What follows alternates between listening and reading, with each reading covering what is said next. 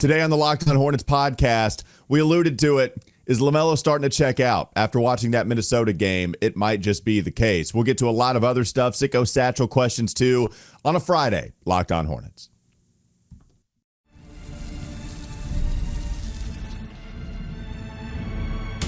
You are Locked On Hornets, your daily Charlotte Hornets podcast. Part of the Locked On Podcast Network, your team every day. In a minute, cuz we live.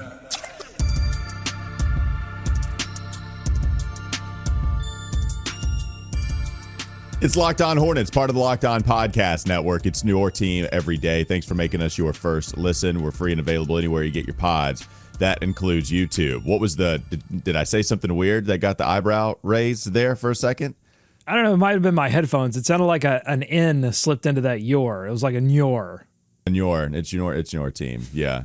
Might be. I'm a little tired today, so that might be the case, but I need to get ready. Tired of the Hornets or just tired physically? Oh, just in general. Just in general, I am tired about everything. That's Doug Branson. Find him on his Substack, everyhornetsboxscore.com. The subtext information is in the show notes if you want to send him your Hornets thoughts. Also, he hosts Locked On NBA every weekday. I'm Walker Mail. Listen to me, WFNZ, every weekday as well from 12 to 3 p.m. on Sports Radio 92.7. WFNZ. This episode is brought to you by FanDuel. Right now, new FanDuel customers can get $150 in bonus bets if your first $5 bet wins. We always appreciate FanDuel. And last but not least, we do have a Locked On Hornets daily newsletter. That's right. It's still new. We've established that. LockedOnDaily.com is where you can go and you can start your day with the all-new free Locked On Hornets newsletter. One stop for ultimate team and league coverage delivered right to your inbox. I don't want to have this conversation, but it's time. Feels like we've been trending this way with LaMelo in and out of the lineup. He's been suffering some injuries. He's still had a ton of ankle injuries this year, even though they haven't been the injury that keeps him out for the rest of the season. He would still be able to come back after a week's worth of missed time, maybe 2 weeks worth of missed time. So he comes back after the All-Star break. Maybe he's inspired. He didn't make it. The team sucks. That's why he doesn't make it either. And then against the Lakers, he's awesome. He's so good. He is the reason that they won that game down the stretch. And it's not been great for him, really, Doug, ever since then. And then we get to Minnesota. There were hints of this kind of stuff against Golden State on Monday. But then we get to Minnesota, where we alluded to it yesterday. LaMelo just chilling sometimes on defense, looking at the ref. He's mad that he didn't get a call, and then he's just not playing defense for 2 to 3 seconds. Doug, that happened multiple times in this game against Minnesota. You know, I saw James Plowright talk about the lack of getting back on pick and roll defense, just not tagging in those pick and roll possessions. You know, other people have noticed it too, right? We had this conversation on Wes and Walker yesterday. Wes is noticing it. It's hard not to. I mean, just defensive lapses, just where he's so frustrated that the effort isn't there. Does it feel to you like LaMelo has checked out as we get closer to the end of the season? I'm not quite there yet, but I'm getting close. Like he hasn't fully checked out of the hotel. Like he hasn't given the key to the front desk yet, but he's got his suitcase is on the other queen bed in the room. It's got most of the clothes in it. He hasn't closed the suitcase yet, so he hasn't fully checked out, but we're getting there, okay? I thought there actually were some good things defensively in terms of rebounding from LaMelo. That's why I'm not quite there yet. He hasn't totally given up on everything on the defensive end of the floor. And then I thought in the Minnesota game, he did lock in defensively in the fourth quarter, which only goes to show you, it only goes to highlight how he wasn't locked in the rest of the game, where you're right. I mean, his defense was lazy. He was not fighting over the screens. I mean, very early in the game, Anthony Edwards got a three-point attempt, missed it, but he didn't fight over that screen. And he's over-helping, which is classic, like, I don't really want to play defense here. I'm going to sort of make it look like I'm trying, but I'm going to over-help and then leave my team to scramble. He's notorious for that. Not knowing where to be in like a faux transition look. There was a moment very early in the second quarter where Tijan Salon had to point out, like, LaMelo, no, you're supposed to be over there. When Tijan Salon, the rookie raw project, who we've noted many times, has found himself very confused on the defensive end of the floor as to where they're supposed to be. When he's having to tell you where to be on defense, you might be close to checking out. And then there were just a few plays where he just gave up in transition. And you noted the sort of foul frustrations. And you have to wonder, too, is this him checking out on the season because the season is over? Is it him checking out on the team entirely because they have not provided him enough help? Is it him checking out because of the injuries, because he had another ankle injury and it's just been frustrating? He's just looking to next season. Is this the offensive frustration, the amount of physicality that he's facing from the opposing team's defense, just leaking into the rest of his game? It's like, look, I got to get up and try to get past these double teams. So some of it has to give somewhere else. I think it's probably a combination of all those things. I'm not at the place where I'm like, oh, he's fully checked out, but we're getting close. Well, I guess the question for that is how many players do you ever see just fully check out? I think for the sake of the question, the answer still just might be yes. Because what the real checkout means, what actually handing your key card in to the front desk, what that means is you're unplayable and you are just mailing it in on every single defensive possession. And I'm sure that there are some other places that's happened, but no. I don't know if we're going to get to that spot, Doug. Like, for instance, I think of the LeBron season when he wanted his GM to do something in Cleveland, and they make a whole bunch of trades. They go for Jordan Clarkson. I forget who are the other players that they go get, maybe Rodney Hood. And then finally, the second half of the season, what do you know? Like, post-trade deadline, LeBron is balling all over the place. It's not like LeBron mailed it in every single defensive possession or offensively was just standing in the corner constantly. But dude checked out. Yeah. And then he was right back in as soon as they made some moves. For all intents and purposes, it looks like LaMelo is not playing the same way anymore, which means ultimately I think we're at the max of checkout stuff, which it's all of it. It's all of it, right? You're a product of your environment. The Hornets have not won basketball games except for the one time that they were 4 games above 500. That has to wane on you as a player who is now in your 5th season. LaMelo's going to go in his 6th season next year. He's just a wily old vet at this point, which is wild because he's only 24. He's still young, but you can be young and a vet in this league. So it's Zero crazy. Playoff games. Crazy, Zero playoff right? experience. It's just crazy. So you don't have much winning going on at all. Now you're playing with all the G Leaguers that we've talked about. You know, you got your Nathan Menses of the world. Now you have your Damian Baws. Now you got your second-round rookies that get a lot of run, whether it's Nick Smith Jr. last year, whether it's KJ Simpson this year, and then you combine them to form the super rookie second-year inexperienced backcourt. When LaMelo's out, KJ gets those minutes. So I'm sure he's frustrated about that. I told you yesterday the officials have been particularly egregious given the no calls on LaMelo, and he's complaining about it a lot more. I just think all of that goes into LaMelo looking up at the box score, seeing that they're down 20 points, or looking up at the Jumbotron, seeing that they're down 20 points, they're down 15. Okay, we got to dig ourselves out of this hole again. Then you look at the record, you see that we have the second least amount of wins in the NBA. The team below us beat us 4 times. We haven't even beat the team below us once this season. I think all of that goes into just in your subconscious, it's not going to be 100% as much. And the last thing I'll say is it feels like LaMelo has to take something personally right now for him to go all out. There was a missed bunny. The layup just wide open, mishandles the basketball and doesn't hit what was an easy 2-point shot. Very next possession, grabs the basketball with 2 hands on a drive, hits a floater because he got pissed off at the previous possession.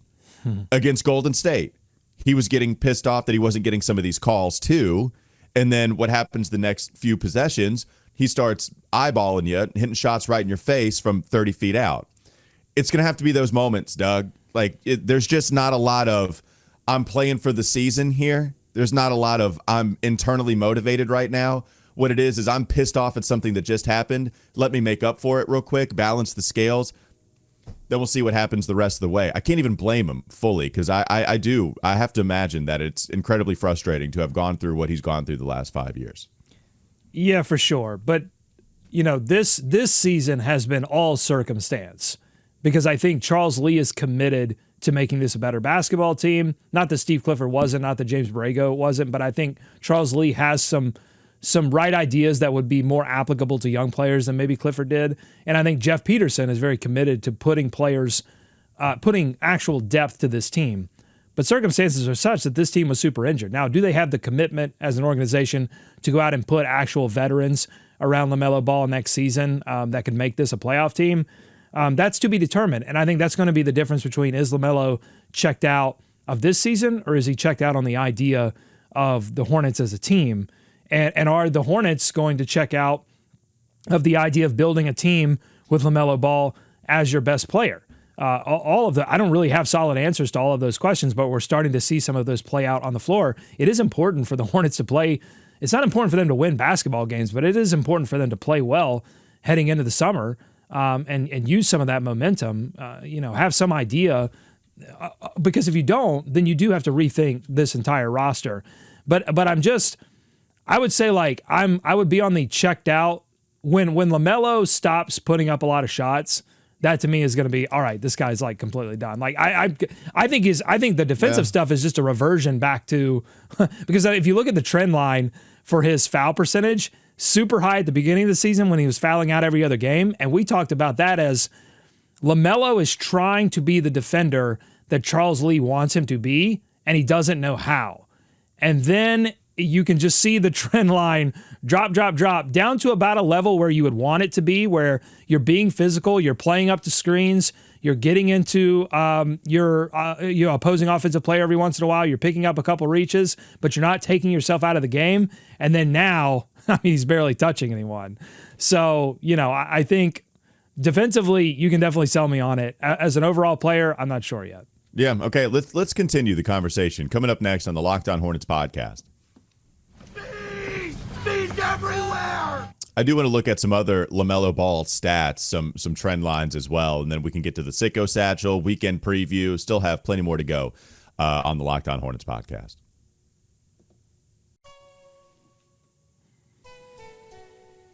This episode is brought to you by Prize Picks. Basketball season, it's heating up, all right, for sure. We're about to get to the postseason. There's no better way to get in on the action than with Prize Picks, the best way, the best place for daily fantasy sports. With Prize Picks, you just pick more or less on at least 2 player projections for a shot to win up to 1,000 times your cash, and it's easy to use. Available in over 30 states, it lets you mix and match projections across different sports. Plus, you can build lineups this week. You could select Luka Doncic, balling over there for LA, maybe more than 25 points. Jason Tatum, you could pick him to go for more than 8 rebounds. It's quick and easy. Prize Picks makes it simple. You can set your lineup in less than 60 seconds and stay engaged all game long. Download the app today. Use code LOCKEDONNBA to get $50 instantly after you play your first $5 lineup. That's code LOCKEDONNBA for $50 instantly after you play your first $5 lineup. Prize Picks, run your game. More Locked On Hornets ahead.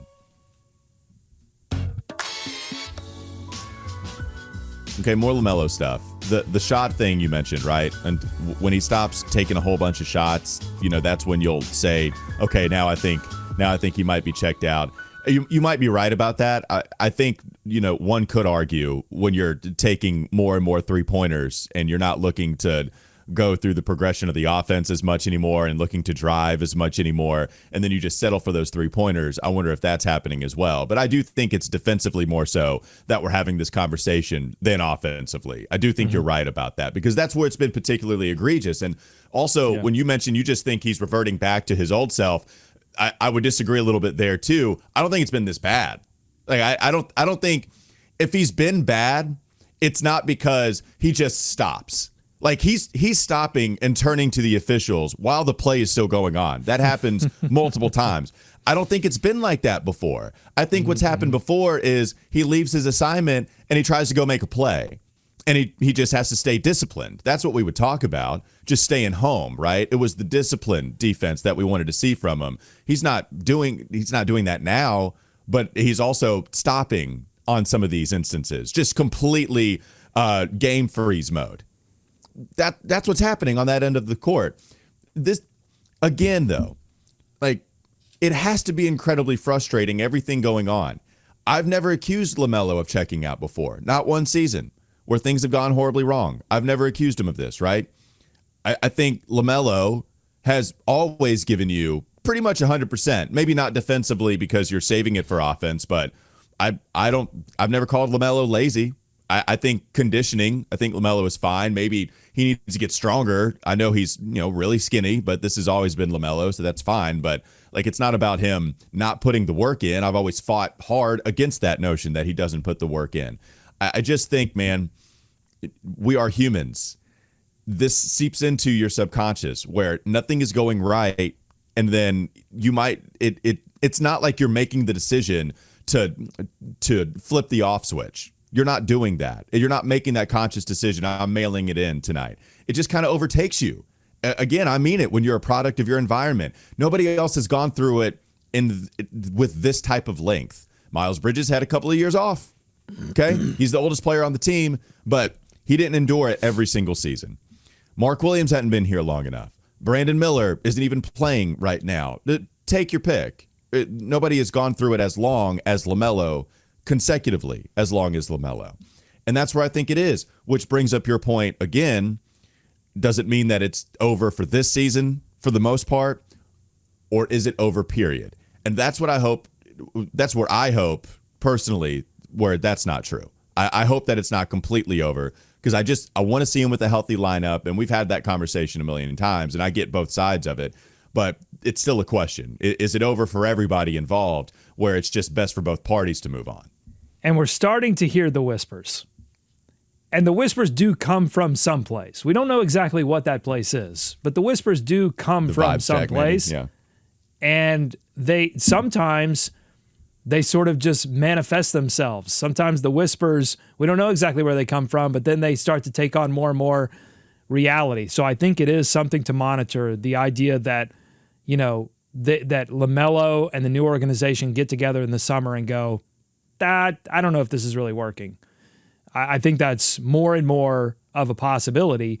And it's not really I would, even if that happened, honestly, I wouldn't put that at the feet of LaMelo, and I wouldn't put that at the feet of Jeff Peterson or Charles Lee or Schlotkin. I would put that squarely at the feet of Michael Jordan and Mitch Kupchak for not understanding what they had in LaMelo Ball after his rookie season, after his sophomore season, and going, hey, we've got something special here. And when you get something special, you need to immediately build around it and get that guy playoff experience. You go to the superstars of this league, even superstars that went to bad teams, and you look at the guys and you look at their playoff and how quickly they ascend to playoffs.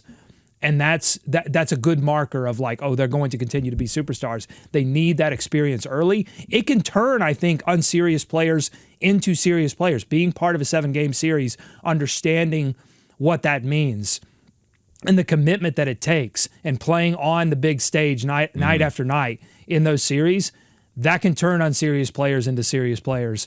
The Hornets never took advantage of that. Some of that was injuries, but I think more of that was not committing financially to putting a team around LaMelo Ball, and it's a damn shame. Yeah, some of that, yes, I agree with some of that. The other part is, if they would have committed financially, that would have also been really sucky in 2022, 2023. You go all in his third year. This is the time, and then he's injured for 2 straight seasons. Chaos theory.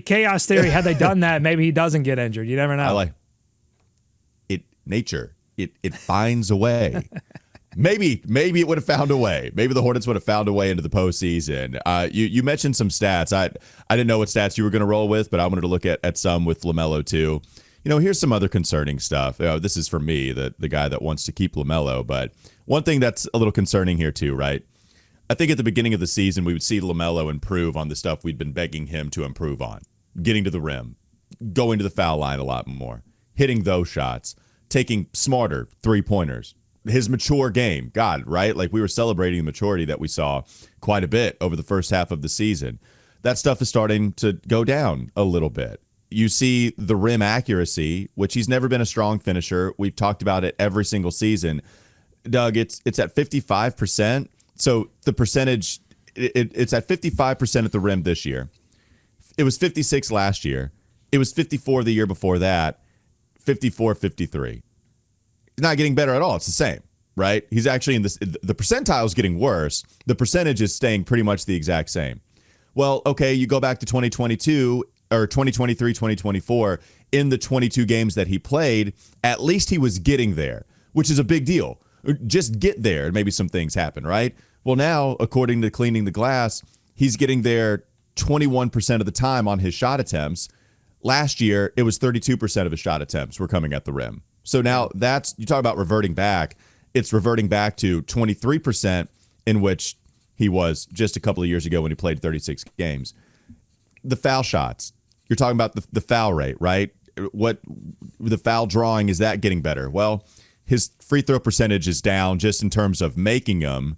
And now you're talking about the foul rate still being good overall, but it's right back to where it was. It was about to be really impressive, right?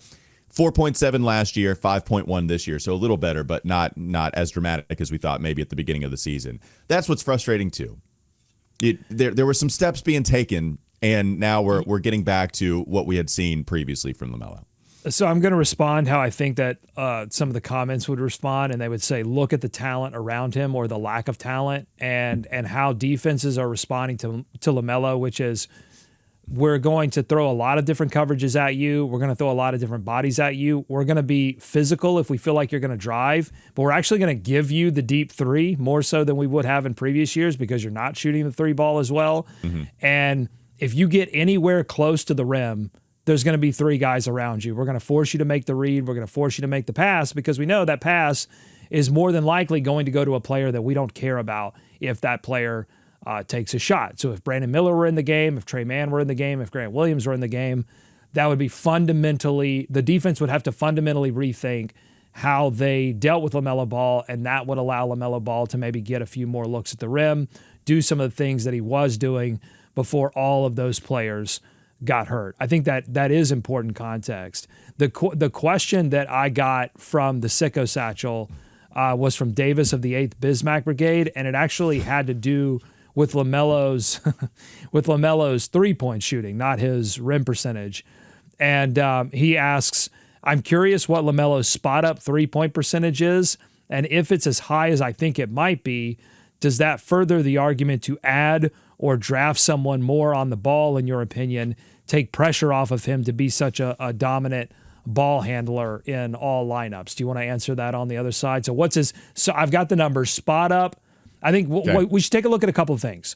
We should take a look at the difference between catch and shoot and pull up, the percentage of shots that he takes in either of those situations, how it's evolved from his rookie season to now his 5th season, and then take a look at the percentages and try to answer Davis's question. You heard the man. Coming up next on the Locked On Hornets podcast. Bees everywhere! A LaMelo-laden show today on this Locked On Hornets podcast. Plus, we'll get to some Sicko Satchel questions on the other side of the break.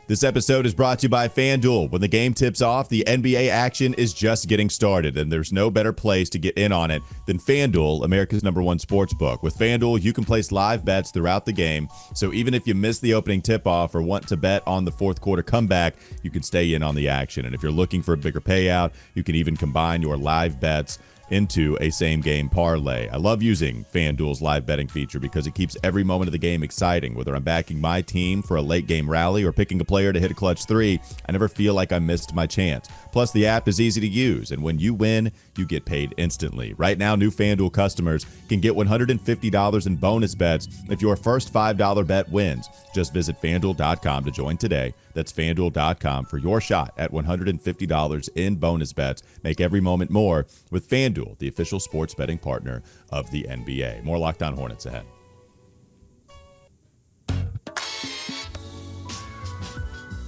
Yeah, I wanted to real quickly. I agree with you. You were talking about the YouTube comments on how the players around LaMelo are affecting him. Totally agree with all of that. It's been my argument in terms of LaMelo not being a winning player, in terms of LaMelo when I think he was trying 100% on both ends of the floor. You could see when you kick out after driving into the lane, instead of Brandon Miller shooting that shot, it's instead DeQuan Jeffries, or it's instead Damian Baugh, these guys are playing 30 minutes. And that makes a big difference. So the defense, you're right. I totally agree with you in terms of collapsing. I thought we were seeing some of that even still with the injuries in the first half of the season.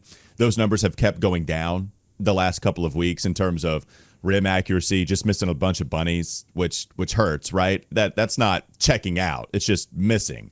So that's been starting to go down a little bit. The rim frequency, that's been starting to go down a little bit. And then I will say the lack of fouls drawn, I put that a lot more on the officials because I've been complaining about that the last 2 weeks. I used to not think like LaMelo would get the benefit of the doubt as much because he didn't force the issue on, because it's always been a narrative that the officials don't give LaMelo the call. I think it's been true, but I also thought LaMelo would shy away from contact on a lot of those drives. I don't think that as much anymore, and I think it's been egregious with the no calls. But anyways, yeah, to explain some of the LaMelo stats, I totally agree with you. I know you got some stats to share with the people as well. Yeah, let's go to these catch and shoot and pull up numbers. So this is important because we've often noted, particularly during the Terry Rozier era of the Charlotte Hornets, that when you got LaMelo off ball and Terry was a primary ball handler, there was some good looks for LaMelo Ball, catch and shoot three, but also what he could do off that read. If they played aggressively, he could drive it and then kick for somebody else to get a three when they had shooters. Like when they were playing legitimate offense, I would point like particularly to his first 2 years, rookie year, sophomore season, all-star season, Borrego as coach. You know, they had a lot of healthier players and a lot of more veteran bodies. You know, so I wanted to take a look historically at what those catch and shoot pull-up numbers were. And you can see if you look from 2020 to where we are now in 2025, there has been a steady evolution of LaMelo Ball from catch and shoot three-point shooter to pull-up three-point shooter. So in his rookie season, the ratio between catch and shoot to pull-up was 22% to 16%. In his sophomore season, it goes to 26% to 18%. So it actually goes up. He gets more catch and shoot opportunities in that all-star season. And then 22-23, the gap narrows significantly, 27.5 to 25.5. Again, 36 games played in that third season. Fourth season, 22 games played, even less. So we're dealing with some sample size here. But it's even, 23.2 to 23.2 between catch and shoot, pull-ups. And then this season, and a lot of this is the very beginning of the season, pull-ups, 31.8%, catch and shoot, 20.4. It has, I take that back. It hasn't been a steady evolution. It was kind of steady towards even, and then now, dramatic jump where you go 20 to 32% pull-ups, and the percentages this year, 32.8% on pull-ups, 34.7% on catch and shoot, slightly better. Final thing, and then I'll kick it to you, Walker, is that if you look back at those first two seasons, he was 39% catch and shoot on 3 attempts his rookie season, and then on 4.4 attempts in his sophomore season, all-star season, he shot on catch and shoots 42.5% from 3. It was a difference maker. And it's been different. I thought you said the Terry Rozier era. I thought you were going to say the Scoot Henderson era because we kept making that argument when we wanted to draft Scoot. So okay. That's where I thought you were going to go. And that's Davis's question, right? Should the Charlotte Hornets look at those numbers and say, actually, you need to put a primary ball handler around LaMelo Ball? That wouldn't be the worst idea. That's the context of it all. You see him get to the highest usage percentage in the league because there's nobody else that can initiate the offense. There's nobody else that you can trust. So it has to be LaMelo. As long as he's on the floor, it has to be LaMelo with the ball in his hands. Your only other option is Miles Bridges ISO. Like, that's the only other option in terms of who gets the ball out there on the perimeter. Maybe some KJ Simpson, like pick and roll stuff. It's LaMelo, right? The answer is LaMelo. And then this is where if you want your best shooter shooting a bunch of shots, it's LaMelo with the ball in his hands. Now they're defending the paint. They got a wall around the basket, and this is where you have to shoot, which provides context to the stats we just talked about in the second segment. So you're right. Like the catch and shoot numbers, the volume just can't be there nearly as much because you don't trust any other ball handlers, and the efficiency certainly is going to go down on all of that. So it sucks, man, that we're here again. It sucks that we're here again. So we got to get next year. We'll see what happens with LaMelo, but it's going to be a big time question this offseason on whether they decide to keep the guy that they paid $200 million. And by they, I mean the previous regime, not this one. So that's something to But yeah, keep in mind. to directly answer Davis's question, I think the answer is yes. Like, you take Cooper Flagg if you're number 1 overall and you don't think about it. If you're number 2, you take Dylan Harper and you don't think too much about it. And if you're 3 and Ace Bailey moves up to number 2, you take Dylan Harper at 3 and you don't think about it. Yeah. I just like this was my argument last year with Scoot Henderson, and it's even more elevated this season. They need more ball handling. It doesn't matter that LaMelo Ball is your point guard. By the way, it shouldn't matter. I don't know that it should have ever mattered. This is to be where perfectly we've been. honest. Yes, because like yes, they're yes. look, San Antonio's they're playing Chris Paul with De'Aaron Fox. Like, you can play. I mean, look at Cleveland, the best team in the Eastern Conference right now. They're running 2 undersized guards next to each other that like to play off the ball in Darius Garland and Donovan Mitchell, and they make it work. You know why? Because you put talent. You put as much talent as possible, and then you make it work. And this isn't, I know people are going to get into the comments and talk to me about Scoot Henderson. Like, he's working it out. He's not a total bust. He's figuring it out. I'm more talking philosophically, less than I'm talking about Scoot Henderson. I think Brandon Miller's going to be whatever Brandon Miller's going to be. We don't really know because it's incomplete this season because of the injury. But this is more about philosophically, put talent around your team and stop worrying about what the fit is. Well, no, yeah, this is not about Scoot. This is about, how philosophically do you want to build your team? And this is a team that cannot be deterred from drafting the best player available because they have LaMelo on the roster. And it's never been like that. Here we are having this conversation where you're getting this question in the Sicko Satchel. And it's been a question that we've been answering 2 years ago, not even the last draft, but 2 drafts ago. We always thought having more ball handling would be beneficial to this team's offense. Pick a team. You can go back to the OKC Thunder when they were running a 3-guard lineup and it was deadly as hell. And then OKC gets to the postseason with guys like Chris Paul, Shai Gilgeous-Alexander, and Dennis Schroeder, but back in different forms of all those players. I like that you bring up Cleveland because you could say in the YouTube comment section, Cleveland, okay, yeah, let's compare ourselves to a team that's going to win 60 games this year. That makes a lot of sense. What I like about that example the most is it took some time. So even if you get a ball handler and put him alongside LaMelo, if you would have done that a couple of years ago, not in the Brandon Scoot case, but just wherever, right? If you just would have gotten another ball handler and not been scared about taking the ball out of LaMelo's hands, then you could have gone through a 2-year trial period before you really ramp up for some postseason play. And Cleveland got to the postseason last year and got valuable experience. But the conversation this offseason was, can we make it work with Darius Garland and Donovan Mitchell and reach the heights that we want to? What is the ceiling of this team? They figured out Darius Garland is an all-star, except he's a low-volume all-star, but he's just so high-efficient, low-volume all-star. Donovan Mitchell, high-volume, high-efficiency all-star. And now they're making it work like hell because they also have Jared Allen and Evan Mobley. You've built your team extremely well. But it took a little bit of time before they got to like an ultimate pinnacle, like a 60-win season, which we've only seen 3 teams do in the Eastern Conference over the last 10 years. I'd settle for Charles 50. Lee has been on you know I me. know. I'll settle for 50. I do. I'll settle for 42. Yeah, Charles Lee's been on 60-win teams before. In fact, he's been on the only 3 teams to do it. He was a part of the staff. He's been a constant for all those teams that won 60 games. So, yeah, you just go get good players. It doesn't matter. Yeah, the Hornets had some kind of vision around Trey Mann and Vasa Micic, and we all know what happened with Vasa Micic, and then Trey Mann got hurt. And Trey Mann's a restricted free agent. I expect them to hold on to Trey Mann unless that back injury is like career threatening. But then it still doesn't preclude you from taking Dylan Harper if you're in a position to take Dylan Harper. And if you get Trey Mann, it also doesn't preclude you from going into the free agency market or the trade market and trying to acquire more ball handling. I would say if you got Dylan Harper, then go for that.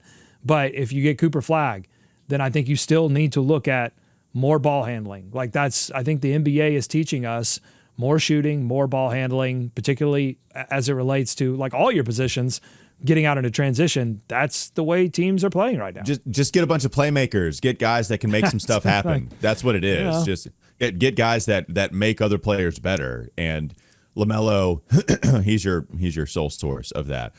All right, that'll do it for Locked On Hornets. Thanks for making us your first listen.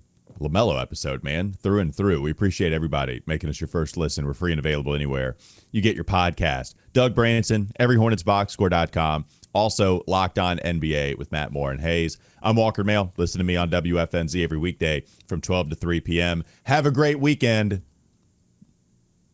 We'll see you at the low bar.